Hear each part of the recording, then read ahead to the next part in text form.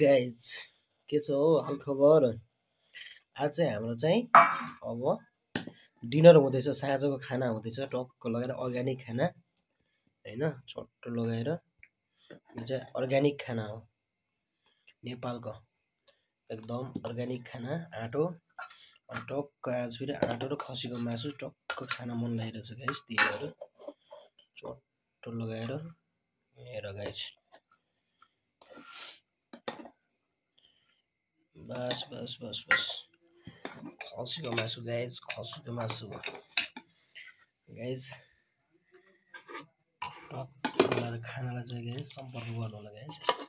खसीको मासु गाइस टक्क लगाएर गाइस यसरी हालिन्छ, यसरी गाइस टक्क लगाएर हेर्नुहोस्। हजुरहरूलाई खाना मन परेन बोलाउन सक्नुहुन्छ मलाई बनाउनको लागि। ल गाइस टक्क लगाएर छोटो लगाएर गाइस हेर्नुहोस्, हेर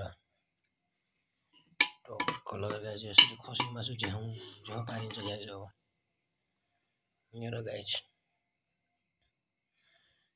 टक्क लगाएर गाइस यसरी खानु पर्यो। अब चट्ट लगाएर गाइस खसीको मासु गाइस हैन, खसीको मासु टक्क खानु मन लाग्यो गाइस। हेर चट्ट लगाएर त्यही दिन यो गाइस हेर्नु, आज जस्तो खाना मन लागिरहेछ पुरा लोकल अर्ग्यानिकसँग हैन। त्यही दिन यो गाइस हेर चट्टो पारेर गाइस।